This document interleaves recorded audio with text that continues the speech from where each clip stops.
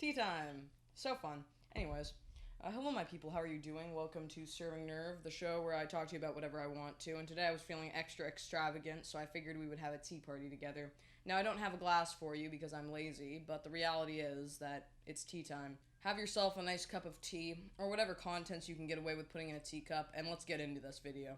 Today I want to talk a little bit about extravagance, the mindset that comes with being odd, and doing weird things just because. Now, I gotta tell you a story about this top hat. This top hat, as the sirens in the background do blare, I acquired because I thought the outfit from my workplace would be a very good fit to have a top hat with, and that it would look like a Magic Man suit, and it totally does. But that is not something that most people think to do with their additional funds that they get from work. Invest in top hats, weird things, create oddities, and then indulge themselves in odd antics and say weird things all the time. I think you can tell in general that I have said some very weird things throughout my life just based on the amount of videos that I put on this channel where I also talk about weird things. But when does personality become a problem? When does your extravagance, your personality, your behavior, your weirdness become an actual concern for the public or for your own well-being? And to that I have to say, I do not actually know. The problem is, when it comes to personality, a lot of people, depending on their profession, can get away with quite a lot. You can usually get away with saying things, doing things, and also, being freaking crazy. I mean, look at Hollywood. You have a bunch of predatory individuals who can become famous for various reasons and for networking purposes. If you know how to network, you can be basically insane or do really inappropriate things and almost become invincible if you just know the right people or you appropriate the right execution. At the same time, you also have people who act only slightly odd, but if they're in a location of the world where that level of oddity is too odd, then they'll be in trouble. Public scrutiny is a big, big dealio. And the only times I've ever found that there's no issue is when usually it doesn't involve school or work. When it comes to things like school and work, the more ridiculous you act, even if you're very good at your job or very good in your classes, the more people will treat you like a loose cannon and like you're not basically trustworthy or worthy of what I would consider professionalism. So the result is that you'll be commonly belittled on a consistent basis. Now, I say that because I think my personality, outside of my work ethic, I'm willing to judge myself and not think egotistically about this and say, oh, I'm great at my job, I'm amazing in every way. And it's not to say that, I'm great at my job or I'm trying to be egotistical in any capacity, but I do suspect, and I think most people do suspect, that my weirdness has something to do a little bit with people not taking me super seriously. Like right now, if you saw me sitting in a bedroom with a tea set talking to a computer, wearing a top hat, and drinking gin from a glass, would you actually think that myself and I, were any bit as serious as maybe a professor of sciences or some sort of individual who actually has some level of composition and fortitude to their demeanor? Maybe that was inappropriate to say, because also that's the problem, is I say a lot of weird stuff. Sometimes the stuff doesn't make any sense. And that also means that I have no idea what I'm talking about, and therefore am honestly open, and surely should be, in some capacity, belittled for the things that I say. So, it's a very interesting concept because I do feel like, yes, there are some individuals, due to things like mental trauma, stress in the moment, having a bad day, depression, anxiety, etc., there are some individuals who I believe are belittled for a singular experience or a minute sum of experiences consistently, even after those experiences have passed and they've worked on themselves. But at the same time, if you're just an odd individual, you should be willing and capable of understanding that at some point you're going to be belittled. And when I say belittled, I use that word very loosely. In general, I just feel like a lot of the time people cannot take us seriously. Being a wackadoodle, it doesn't really go very well. And it's kind of funny because I know for a fact, and I know crazy people do also say this, but I know for a fact that I'm probably not crazy. I don't think that I'm crazy. I could be. I mean, I'm getting there. But I think it would take a little bit more mental disorder and a little bit more heavy drug usage to perpetuate me to become actually insane. And probably a series of genetic variables and other chemical exposures to perpetuate me to have more mental insanity, I guess. But the other point I'm trying to make is a lot of people throw around the term crazy quite, nebulously, I guess. They don't really have a consistent definition that they utilize for it. They usually say it when somebody's acting brashly, out of anger, out of, fear, and also out of delusion, which is understandable because generally speaking, when you do things that are out of the social norm, out of anger, out of fear, out of rage, out of just weirdness, you are considered, by the eyes of an individual who appeals to normality, insane or odd. And to be odd is not that bad, but to be crazy or labeled crazy, and usually that has to do with a series of emotional instabilities, that is truly bad. But I think it also has something to do with the fact that we have all these mental health issues nowadays, and or we're constantly dealing with emotional stress and trauma to perpetuate us to have these weird perceptions of reality where we feel like we can't cope with basic human interactions. Also, nowadays, everybody's into being weird all the time because that's just life, people are just weird. And it's become more socially acceptable, in my opinion, to be considered weird in this day and age, and kind of get away with it, especially with the internet. I mean, on TikTok, you're gonna see people literally just dancing weirdly to music and lip syncing in high pitched tones.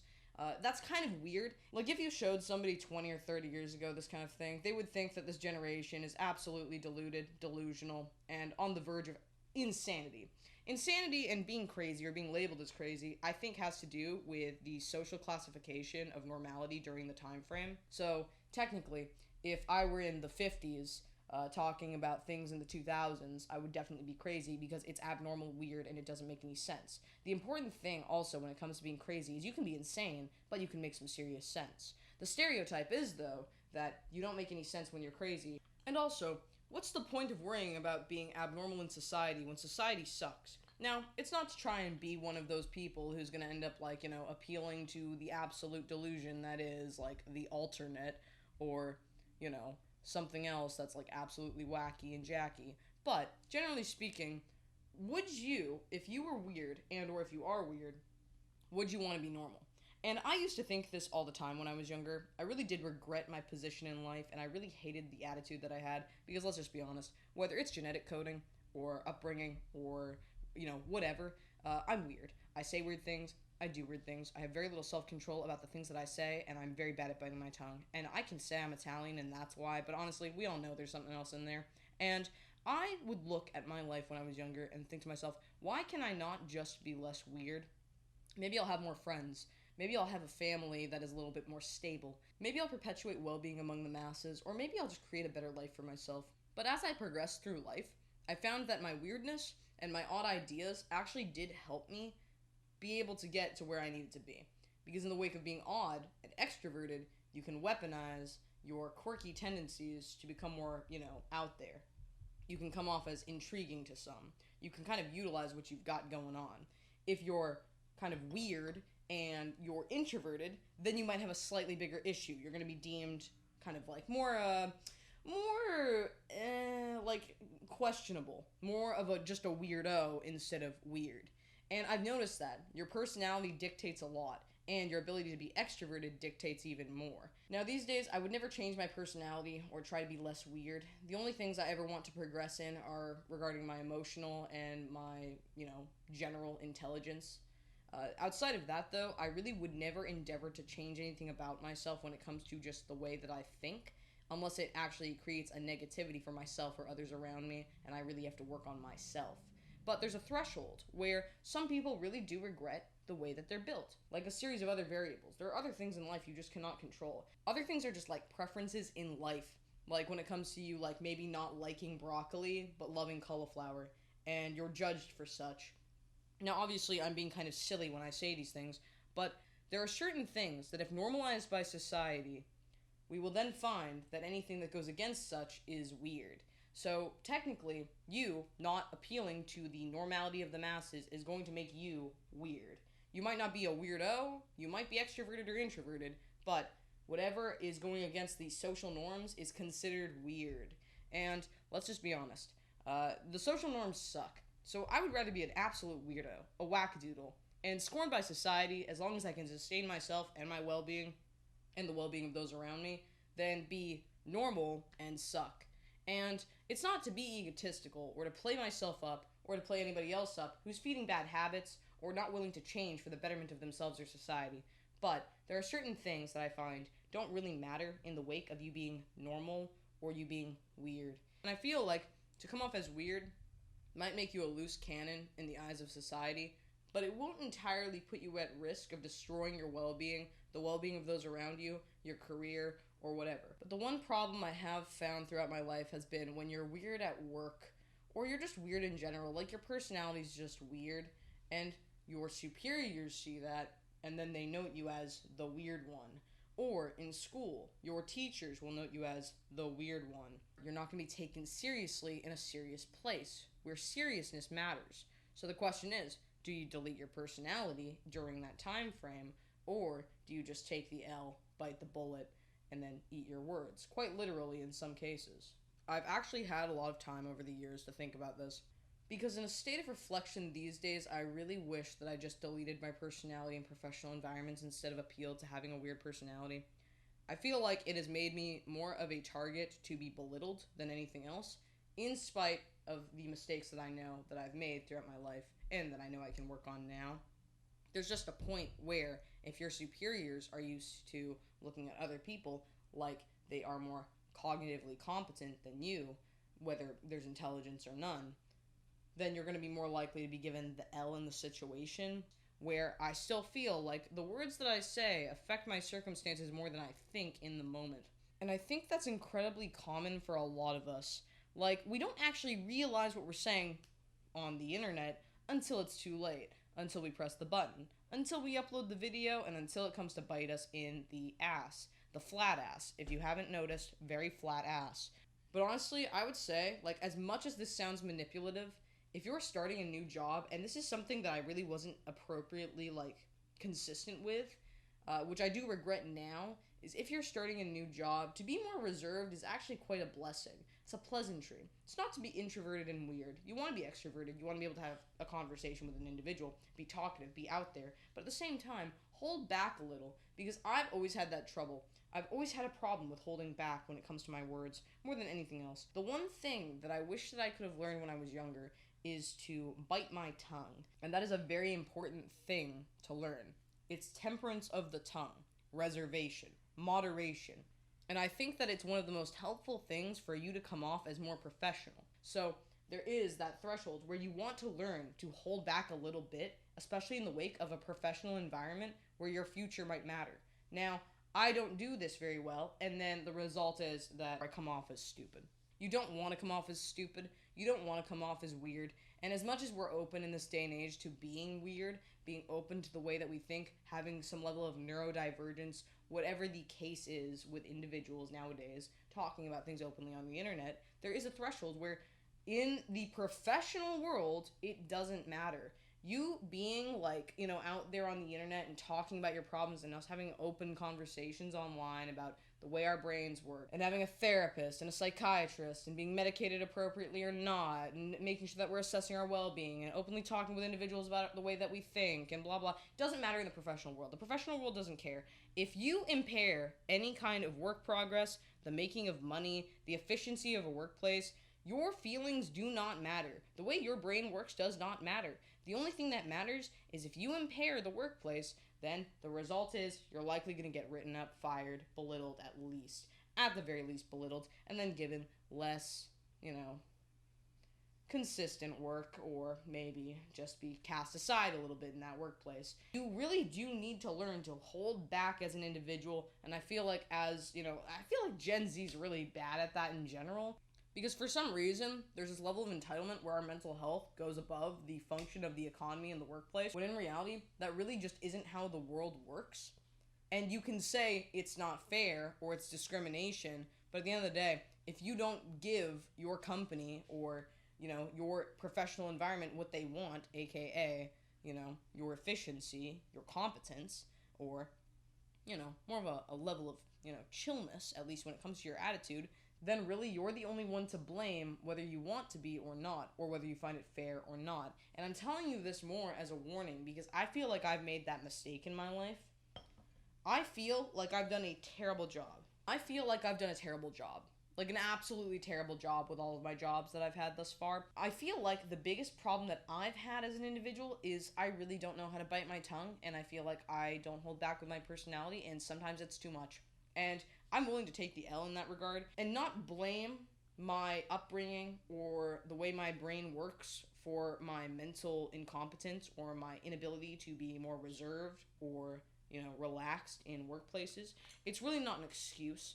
As much as I'd want to try and justify myself and say, well, just how my brain works, at the end of the day, my bosses don't care if that's how my brain works. They can keep me employed as a means of maybe being like, hey, we don't want to discriminate against somebody who's ridiculous.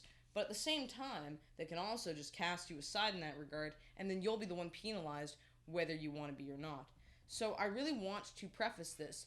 If you're starting a new job, or you're trying to perpetuate that you're more professional in your current job, the number one thing you should do is learn to hold your tongue and be more reserved when it comes to your more out there personality. And this is coming from somebody who's kind of a wackadoodle and has made a lot of mistakes with letting their personality get out of control at work. And sure, it's only with my coworkers, but it still proves a point. It still comes off as unprofessional, and it can still affect me in the long run. And I've made this mistake many times, which is why I'm telling you about it now. And if you have the opportunity, try and hold back a little bit and see how it helps you. It might allow you to also reassess how much self-control you have in the workplace. Self-control is a really important thing to have, and these days I feel like nobody has it, including myself, particularly in a work regard. So that's just kind of my opinion. When it comes to the workplace, I really do recommend that you play your hand at trying your best, trying your absolute best to come off as more professional and to maybe reserve that weirdness for a different time, a different place. But yeah, so maybe in the workplace or in a professional environment, try and hold back your personality even if it hurts your soul. Sure, it sucks. And on YouTube and stuff, you see YouTubers, you see people going like, oh, acting weird, and that's their job. But at the end of the day, in the real world, that's just not how it works. And I feel like we've kind of become deluded thinking like, well, YouTubers can act this way, and this is their job, and this is how they get paid. That's my personal opinion, my belief at this moment. And I really just want to perpetuate, like, at the end of the day, whether you change your personality or not, look in on yourself and reassess the way that you're acting towards superiors, classmates, coworkers, friends, family. Look at how you are acting as an individual. Because personally, I've found that the more I've scrutinized myself, looked in on myself, and then desired to make the change, and then made the change for the betterment of myself and also those who are surrounding me in a professional and non-professional environment, I have found it personally beneficial, and also just to give me a little bit of a greater sense of well-being and a little bit more of a relaxed perspective when it comes to people perceiving me as weird, even if there's no situation. You also want to be a little bit careful. You don't want to be controlled by people and, the perspectives they have of you, but there's a balance between that. Because I feel like nowadays we're so 0 or 100 when it comes to our personality or dealing with such. So I really wanted to talk about that today. But tell me what you think in the comments below. Would you delete your entire personality or a consistent sum of your personality in order to get far in life or uphold a professionalism? Or would you actually keep with it, take the L, and then grow from there and use that to get you further? Because both options can work depending on the work environment or the profession you're trying to uphold. Anyways, that's the video. Tell me what you think in the comments below. And, yeah. Slater.